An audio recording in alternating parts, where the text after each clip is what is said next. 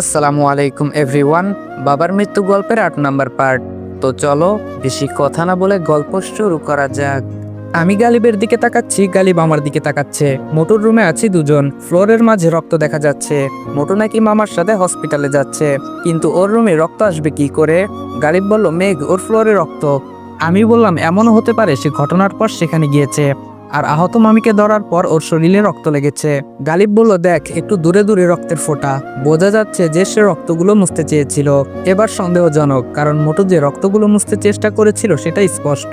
তড়িঘড়ি করে সবগুলো রক্ত মুছে শেষ করতে পারেনি। এমন সিচুয়েশনে মানুষের মাথা কাজ করে না। গালিব বলল, রাইট, সে যদি কিছু নাই করতো তাহলে রক্ত মুছতে চাইবে কেন? আমি বললাম, দেখ তো রক্ত আর কোথায় কোথায় দেখা যায়। একটু ভালো করে লক্ষ্য করলাম, ফ্লোরের অনেক জায়গায় রক্ত দেখা যাচ্ছে। আমি আর গালিব পুরো রুম চেক করতে লাগলাম।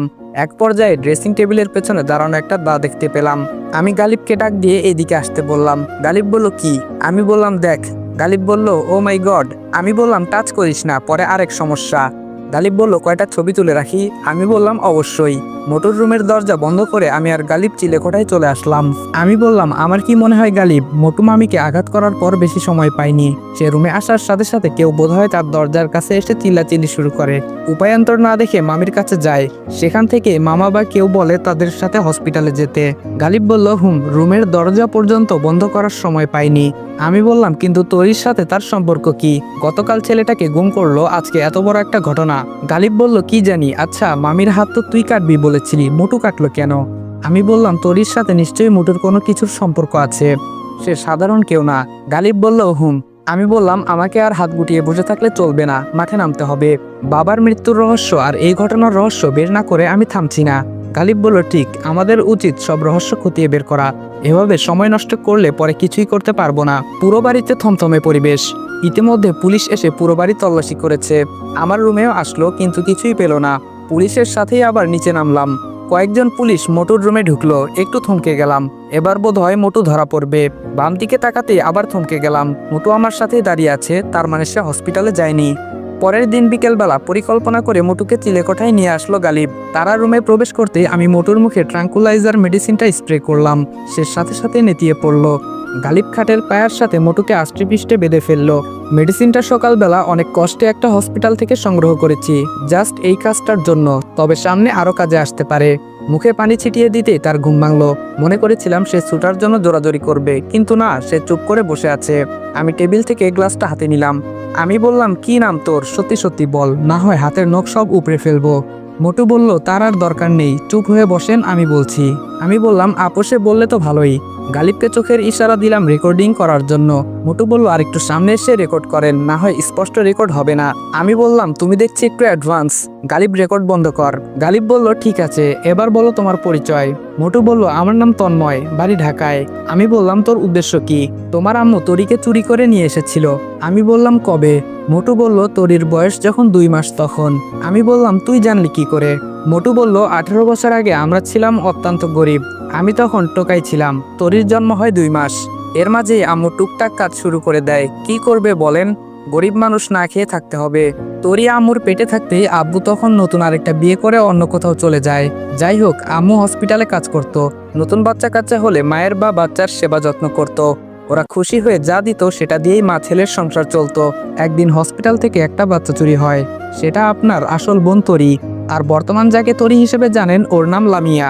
আমি বললাম, আম্মু কিভাবে লামিয়াকে চুরি করলো সেটা বল। মোটু বলল, আপনার বোন যখন হসপিটাল থেকে চুরি হয় তখন আপনার আম্মু প্রায় পাগল পারা হয়ে যায়। তখন তার দৃষ্টি পড়ে আমার বোন লামিয়ার উপর। তখন লামিয়া ছোট থাকায় আম্মু লামিয়াকে সাথে নিয়ে যেত। লামিয়া আপনার বোনের থেকে প্রায় 1 মাসের বড় ছিল। তখন আপনার আম্মু লামিয়াকে বিক্রি করে দেওয়ার জন্য অফার করে আমার আম্মুকে, কিন্তু আমার আম্মু রাজি হয়নি। তারপর আপনার আম্মু পুরো হসপিটালের ডক্টর, নার্স সবাইকে টাকা খাইয়ে অনেক কায়দা করে লামিয়াকে চুরি করে। আম্মু পুলিশের কাছে যায়, তবুও কাজ হয়নি। সেখানেও আপনার আম্মু টাকা দিয়ে মুখ মেরে রেখেছিল। আমি গালিবের দিকে তাকিয়ে বললাম, কত খারাপ মহিলা দেখছিস? গালিব বলল, কিন্তু আমার কেমন যেন লাগছে, এই তরির ঘটনার পিছনের সব রহস্য। আমি বললাম, আমারও তাই মনে হয়। ওর বাঁধন খুলে দে। গালিব বলল, দিচ্ছি। আমি বললাম, খুব সম্ভবত আব্বু আম্মুর এই চুরির বিষয়টা মেনে নিতে পারছিল না, আর এটা নিয়ে ঝগড়া হয় তাদের মাঝে দীর্ঘদিন। এক পর্যায়ে বিষয়টা ডিভোর্স পর্যন্ত যায়। গালিব বলল, একদম সঠিক অনুমান করেছিস। আমি বললাম, আম্মু আগে থেকেই খারাপ ছিল, এর শাস্তি কিন্তু পেতে হবে আম্মুকে। আচ্ছা তন্ময়, মেঘসে যে বাড়িতে আসার প্ল্যান কে দেয়? তন্ময় বলল, আপনার একটা হিটলার বন্ধু আছে না? আমি বললাম, কার কথা বলছিস? তন্ময় বলল, আর কে, আনাস ভাই। আমি বললাম, দেখেছিস গালিব, আনাস ঠিক ওই জায়গা মতো বসে কাজ করে চলেছে। সেদিন তাহলে শালা মিথ্যা কথা বলেছে আমাকে? গালিব বলল, হুম। আমি বললাম, কিন্তু আনাস কিভাবে জানলো আমার আম্মু তোর বোন লামিয়াকে চুরি করেছে? তন্ময় বলল, সেটা আমি জানি না, আমাকে চিঠি পাঠিয়েছিল সে। আমি বললাম, এই ফোনের যুগে চিঠি? আচ্ছা, কি পাঠিয়েছিল? তন্ময় বলল, চিঠিতে লেখা ছিল, তোমার বোনের সন্ধান পাওয়া গেছে, তাকে নিতে ইচ্ছুক হলে এই ঠিকানায় চলে আসো। ব্যাস, আমি চলে গেলাম। সে আমাকে হাত ধরে 3 দিন ট্রেনিং দিয়েছিল এই পুরো বাড়ির সম্পর্কে। আমি বললাম, হতেও পারে, কারণ আনাস আমার জীবনের A to Z সব জানে, কিন্তু আনাস এই বাড়ির এই পরিস্থিতি কিভাবে জানলো? গালিব বলল, মেঘ, আমার মনে হয় আমাদের একবার ঢাকায় যাওয়া উচিত, ওর সাথে সরাসরি কথা বলা উচিত।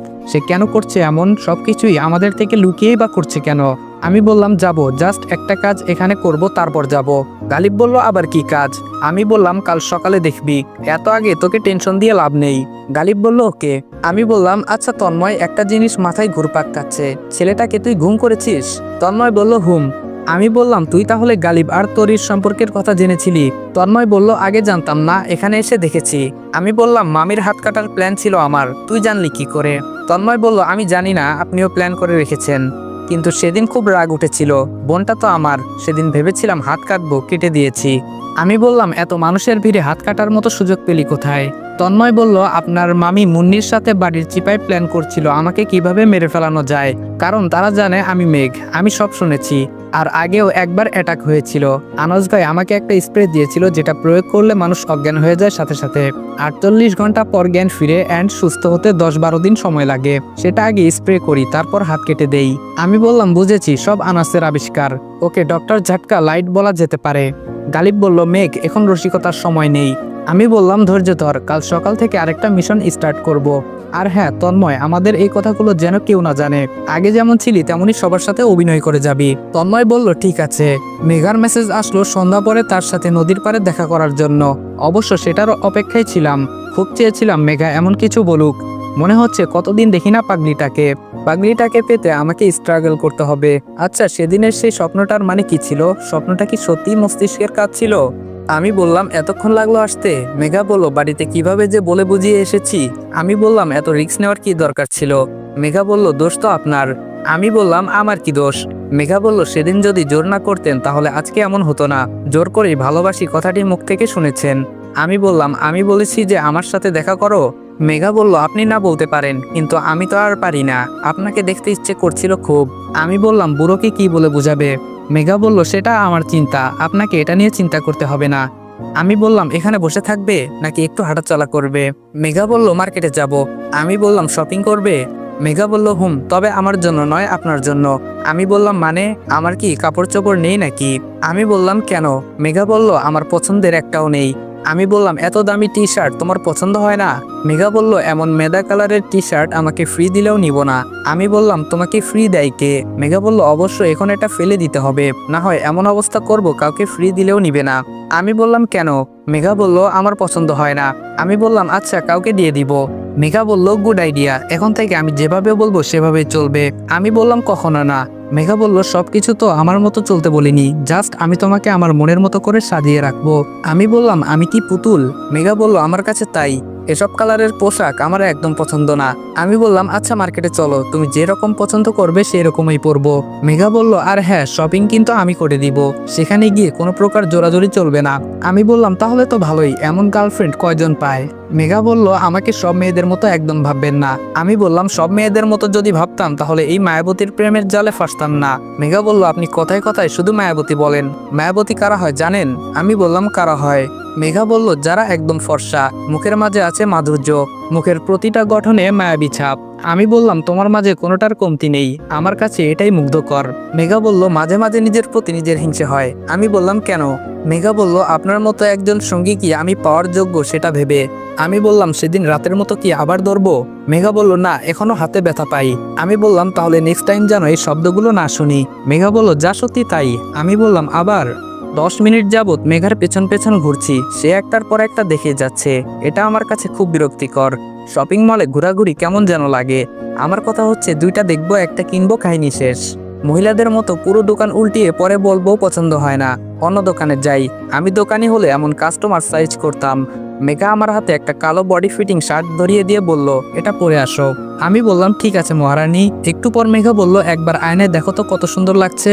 আমি বললাম দেখতে হবে না, তুমি বলেছো তাহলেই হবে। মেঘা আরো অনেক কিছু কিনে কাউন্টারে গেল বিল পে করতে। আমি তার সাথেই চুপচাপ দাঁড়িয়ে আছি। মেঘা বলল কত? কাউন্টারের লোকটি বলল, স্বাগতম ম্যাডাম, আপনি ইতোমধ্যে একটা অফার জিতেছেন। মেঘা বলল, ওয়াও, কিসের অফার? কাউন্টারের লোকটি বলল, আপনি আমাদের দোকানে আজকে 400তম কাস্টমার। শর্ত অনুসারে আপনি যা শপিং করেছেন সব ফ্রি। মেঘা বলল, আগে বলেননি কেন? কাউন্টারের লোকটি বলল, সরি ম্যাডাম, নিয়ম নেই। আমি বললাম, এই মেঘা চলো তো, অনেক কিছুই তো কিনেছো। মেঘা বলল, ঠিক আছে, কিন্তু কি সুযোগটা হাতছাড়া করলাম, ইস। শপিং মল থেকে বের হয়ে মেঘাকে বললাম, আবার মোবাইলটা ফেলে এসেছি। মেঘা বলল, হোয়াট? আমি বললাম, 1 মিনিট দাঁড়াও। মেঘা বলল, তাড়াতাড়ি যাও। আমি বললাম, ভাই এটিএম কার্ডটা দেন। কাউন্টারের লোকটি বলল, বুদ্ধিটা দারুণ ছিল। আমি বললাম, শিখে রাখেন, কাজে আসবে। আমি পাশে থাকতে মেগা বিল পে করবে সেটা তো কখনো হতে দিতে পারি না, তাই বুদ্ধি করে দোকানিকে এমন একটা কাহিনী বলতে বলি। বিল তো আমি আগেই পে করেছি, এটিএম কার্ড দিয়ে রেখেছিলাম দোকানিকে। মেঘা বলল, চলুন না ঝালমুড়ি খাই। আমি বললাম, পেট ব্যথা করবে। মেঘা বলল, না করবে না। আমি বললাম, কি ছাইপাস খেতে ইচ্ছে করে, রেস্টুরেন্টে চলো। মেঘা বলল, না, আমি ঝালমুড়ি খাবো। আমি বললাম, আচ্ছা ঠিক আছে। মেঘাকে নিয়ে আমার দুশ্চিন্তার শেষ নেই, কি করতে পারি তার জন্য সেটাই ভাবছি। বয়স তো কম হলো না, সঙ্গিনী প্রয়োজন, কিন্তু বুড়োটাকে রাস্তা থেকে দূর করি কিভাবে? একটা বুদ্ধি এসেছে মাথায়, 80% কাজে আসবে, তবে বুদ্ধিটা কাজে লাগানো অনেকটা টাফ হয়ে পড়বে। ক্ষতি কি, ট্রাই করে দেখতে। পরের দিন সকালবেলা আমি আর গালিব রওনা হলাম আম্মুর পুরনো পিএস এর বাড়ির উদ্দেশ্যে। সেখান থেকে যাব পিএ এর বাড়িতে, সেখানে নিশ্চয় কিছু না কিছু পাবো। আমি গালিবকে ডাক দিলাম। গালিব বলল, হুম। আমি বললাম, একটা জিনিস মাথায় ঘুরপাক খাচ্ছে। গালিব বলল, কি? আমি বললাম, আম্মু লামিয়াকে চুরি করার জন্য এত জোর দিয়েছিল কেন? গালিব বলল, সেটা আমিও ভাবছি। আমি বললাম, আমার মনে হচ্ছে আমার বোন চুরি হওয়াটা পুরোটা আম্মুর প্ল্যান ছিল। গালিব বলল, কিভাবে? আমি বললাম, কারণ একটা মানুষের এত ছোট বাচ্চা চুরি হওয়ার পর তার স্বাভাবিক হতে কমপক্ষে 1 মাস সময় লাগবে। কিন্তু তন্ময় বলেছিল আম্মু একটু কান্নাকাটির পর স্বাভাবিকভাবে লামিয়াকে চেয়েছিল, যা একটা মহিলার এই সিচুয়েশনে একদম অভাবনীয় ব্যাপার। গালিব বলল, ভালো কথা বলেছিস। আমি বললাম, তারপর দেখ, পুরো হসপিটালের লোকসহ থানা পুলিশ সে নিজের হাতে নিয়ে নেয়। একটা বাচ্চার জন্য সে এত কিছু করছে, এর পিছনে রহস্য তো নিশ্চয় আছে। গালিব বলল, আচ্ছা, তোরই জন্মগ্রহণের আগে কি ফুপার সাথে ফুবির ঝগড়া হতো? আমি বললাম, হুম, তবে কি নিয়ে হতো সেটা জানতাম না।